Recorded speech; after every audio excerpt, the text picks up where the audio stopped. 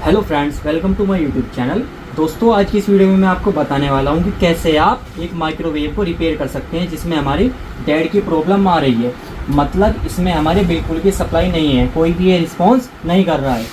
तो सबसे पहले हम इसको एक बार सीरीज में लगा कर देखते हैं कि इसमें हमारी दिक्कत क्या आ रही है और सप्लाई हमारी इसमें आ रही है या नहीं। ये हमारा सीरीज टेस्टिंग बोर्ड है, इसमें से हमने इसको सप्लाई दे दी है और अब हम इसको चेक करते हैं। सबसे पहले हम क्या चेक करेंगे, इसमें इनपुट कि इनपुट हमारी आ रही है कि नहीं आ रही है। तो सबसे पहले हम ये हमारी लीड से इनपुट जो आ रही है यहाँ पर चेक करेंगे। तो आप देख सकते हैं 244 हमारे वोल्ट ये आ रहे हैं। उसके बाद ये हमारी ये वाले फेज की सप्लाई हमारी आ जाएगी फ्यूज़ पर। हम इस साइड फ्यूज़ चेक करना है। सबसे पहले हमारा जो काम होगा फ्यूज़ चेक करना होगा। आप देख सकते हैं कि ये फ्यूज़ भी हमारा बिल्कुल ओके है। उसके बाद ये फ्यूज़ से हमारी ब्लैक वायर होती हुई सीधी आएगी हमारी थर्मोस्टेट पर, जो कि हमारे मैग्नेट्रॉन के गर्म होने पर काम मैग्नेट्रॉन को बंद कर देता है। तो यहाँ भी सप्लाई है और ये इसके क्रॉस में भी सप्लाई हमारी होनी चाहिए। ये यहाँ पर हमारी यहाँ पर सप्लाई ऑन है। इसके बाद ये हमारी मैग्नेट्रॉन से इस थर्मोस्टेट से होती हुई सप्लाई सीधी हमारी हम इस ब्लैक वायर को पकड़ें तो ये सीधा हमारा ब्लैक वायर आ रहा है सीधा स्विच पर, जो कि यहाँ पर आप देख सकते हैं जो कि गेट ओपन होने पर खुलता है। हम इस पर लगाते हैं, वो घूम गया। मैं आपको दिखाऊं तो ये आप देख सकते हैं कि यहाँ पर भी हमारी सप्लाई आ रही है। तो अब इसके बाद अगर हमारी सप्लाई यहाँ पर भी आ रही है तो हमारा ये थर्मोस्टेट भी सही है और ये यहाँ पर हमारा फ्यूज़ भी सही है। यहाँ तक हमारी सप्लाई में कोई दिक्कत नहीं है। अब ये सीधी यहाँ से होती हुई हमारी इन वायरों को ये जाएगी हमारी पीसीबी पर। पीसीबी पर हमारी ये सबसे नीचे दो वायर हैं, ये इसकी हमारी पीसीबी की इनपुट सप्लाई है।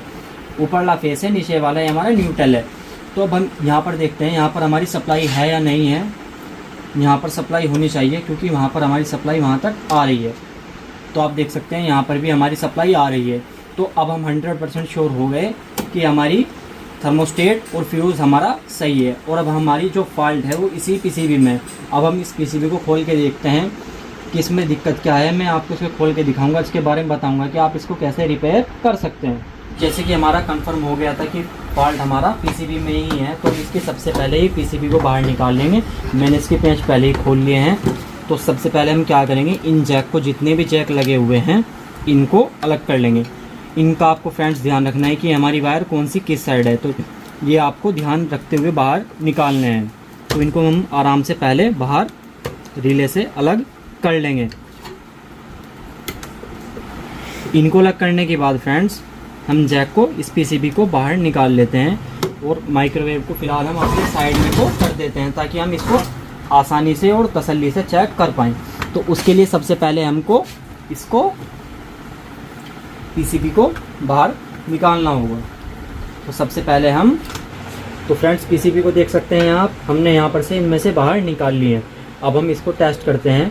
उसको अच्छी तरीके से टेस्टिंग करने के लिए हम इसको भी इससे बाहर निकाल लेते हैं। मैं इससे आपको इसमें से बाहर ये सारे स्क्रू खोलकर चेक करके बताऊंगा कि आपको सबसे पहले कहाँ से शुरू करना है इसको पीसीबी को टेस्ट करना।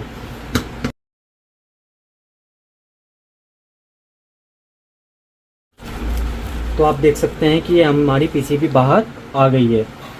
अब इसको हमें टेस्ट कैसे करनी होगी और कहाँ से हमें टेस्टिंग की शुरुआत करनी होगी, हम इस पैनल को भी इसके बाहर अलग कर देते हैं। इसको एक साइड करने के बाद आप देख सकते हैं कि हमारी पीसीबी बिल्कुल अलग हो चुकी है और हमें मालूम है कि फॉल्ट हमारा इसी में ही है। और हमारी सप्लाई सीधी जो आई थी वो आप देख सकते हैं एल और एन, हमारा न्यूट्रल और फेस, सीधी सप्लाई यहाँ पर आई हुई है। तो जो हमारा फॉल्ट होगा वो हमारा इसी सेक्शन में होगा। तो फॉल्ट हमारा यहीं पर होगा। तो मैं आपको बताता हूँ कि आपको सबसे पहले इसमें क्या क्या चेक करना होगा। सबसे पहले हमें जो डायोड लगे हुए हैं ये चेक करने होंगे, ये रेजिस्टेंस चेक करनी होगी, जो मैं आपको एक एक चेक करके अभी बताता हूँ कि आपको इनको कैसे चेक करना है। डायोड को चेक करने के लिए आपको सबसे पहले अपने मल्टीमीटर को डायोड की रेंज पर सेट कर लेना है और रेड वाला एनोड की साइड और ब्लैक वाला कैथोड की साइड आपको लगा लेना है। ये हमारी कंटिन्यूटी बिल्कुल आप देख सकते हैं सही आ रही है। तो ये भी हमारा सही है, ये वाला डायोड भी हमारा सही है। और इसको चेक करते हैं हम, तो ये वाला भी हमारा सही है। और इसके बाद ये हमारा चौथा डायोड भी बिल्कुल सही है। उसके बाद ये हमारी रेजिस्टेंस लगी हुई है जो कि हमारी रेड ब्लैक है, यानी कि ये हमारी 22 ओम की रेजिस्टेंस यहाँ पर लगी हुई है।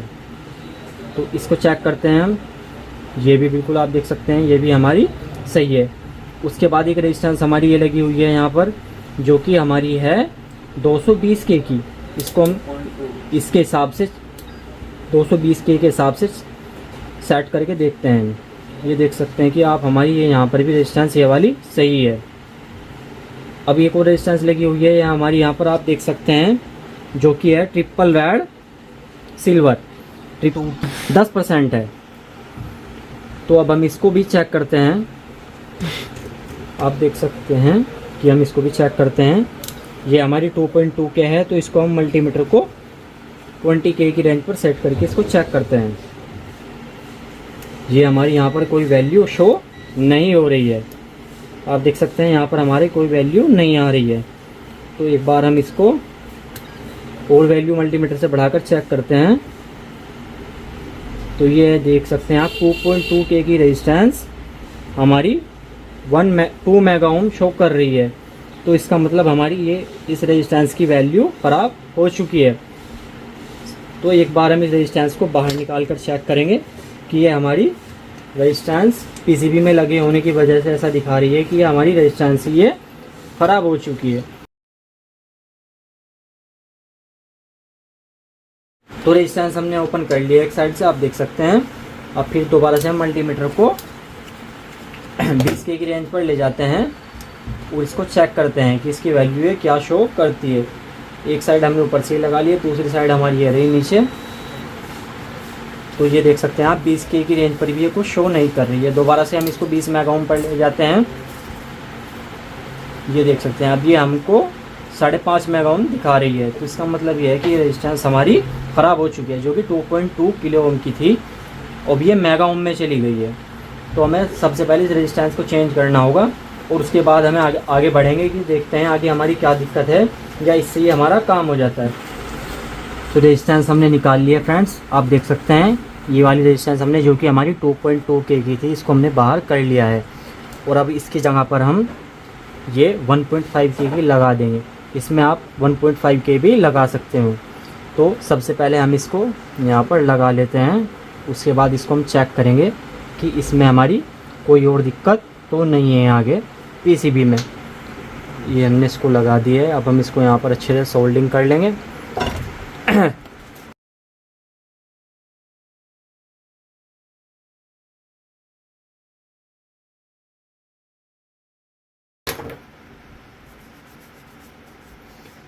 अच्छे से सोल्डिंग करने के बाद फ्रेंड्स आपको एक बार इसको साफ़ कर लेना है यहाँ पर से, जैसे कि हमने इसको साफ़ कर लिया है, पेस्ट जो हमारा यहाँ पर लगा हुआ था। अब इसके बाद हमें क्या करना है फ्रेंड्स, इसको दोबारा हम एक बार लगाकर चेक करेंगे कि इसमें हमारा यही कमी थी या इसके बाद भी कुछ कमी है। अगर इसके बाद भी कुछ कमी होगी फिर हमारी ये जो यहाँ पर आईसी लगी हुई है इसमें इसको हमें चेंज करनी पड़ेगी, जिसका नंबर है हमारा यहाँ पर आप देख सकते हैं LNK 354 PN। ये हमारी आईसी जो लगी हुई है हमें इसको चेंज करनी पड़ेगी। तो पहले हम इसको एक बार लगा के देखते हैं कि हमारा फॉल्ट निकला है कि नहीं निकला है। तो उसके लिए हम सबसे पहले इसको एक बार दोबारा से इसके फ्रंट पैनल में इसे जॉइंट कर लेते हैं। इसको हम यहीं पर बिना स्क्रू लगाए ही कभी हमें दोबारा भी खोलनी पड़ सकती है। तो उसके लिए हम इसे एक बार यहीं पर आपको कनेक्शन करके मैं आपको दिखा देता हूँ। तो ये हमने इसको दोबारा से फिट कर लिया है। एक बार हम इसको यहीं पर चेक करेंगे कि हमारा फॉल्ट जो था वो इस रेजिस्टेंस का ही था या हमारा आगे भी कुछ और फॉल्ट है। तो इसके लिए हम एक बार इसको दोबारा से फिर हम इसको सीरीज में लगाएंगे और इसको बिना फिट किए ही चेक करेंगे।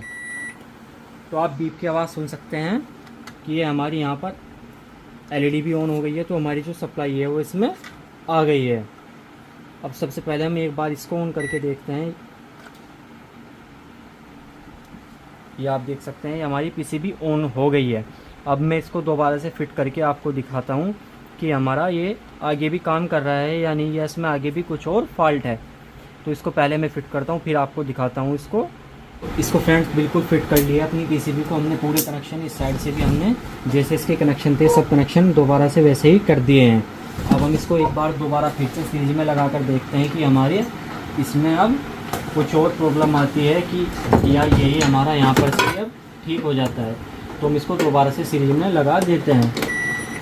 आप देख सकते हैं ये हमारी डिस्प्ले में भी लाइट आ गई है। अब हम इसको एक बार माइक्रो प्लस ग्रिल पे करके P100 इसका स्टार्ट 10 सेकंड 15 सेकंड पर हमने इसको स्टार्ट कर दिया है। आप देख सकते हैं हमारा ऊपर से बल्ब जल गया है, तो सीरीज में हमारा लोड इसने ले लिया है। अब हम इसको एक बार दोबारा से डायरेक्ट लगा कर देखते हैं कि ये हमारा कितना लोड लेता है और हमारी मैग्नेट्रोन काम करती है कि नहीं करती है। अब हम इसमें क्या करते हैं दोबारा फ्रेंड्स, इसमें थोड़ा सा ये पानी रखते हैं और इसमें अब देखते हैं हम चला कर कि हमारी मैग्नेट्रोन और ग्रिल काम कर रही है कि नहीं कर रही है। दोबारा से हमने इसको ग्रिल पर किया, मैग्नेट्रोन प्लस ग्रिल पर ये 100 पे सेट किया और ये हमने इसको 20 सेकंड में चला करके छोड़ दिया। आप देख सकते हैं सामने मीटर में कि इसने हमारा लोड लेना शुरू कर दिया है, जैसा कि आप एम्पीयर मीटर में सामने देख सकते हैं। ये हमारे करीब 6.5 एम्पीयर इसने ले लिए हैं। तो अब हम इसको देखते हैं कि हमारा पानी गर्म हुआ कि नहीं हुआ। 20 सेकंड पूरी हो गई है फ्रेंड्स। अब हम पानी को बाहर निकाल के एक बार देखते हैं, पानी हमारा गर्म हो चुका है। तो इसका मतलब इसमें हमारा कुछ और दिक्कत नहीं है, हमारी इसकी मैग्नेट्रोन भी और कैपेसिटर सब ओके हैं, तो इसमें कोई और फॉल्ट नहीं है। दोस्तों वीडियो पसंद आई हो तो वीडियो को लाइक और शेयर ज़रूर करें और आगे भी ऐसी और वीडियोज़ पाने के लिए चैनल को सब्सक्राइब ज़रूर करें।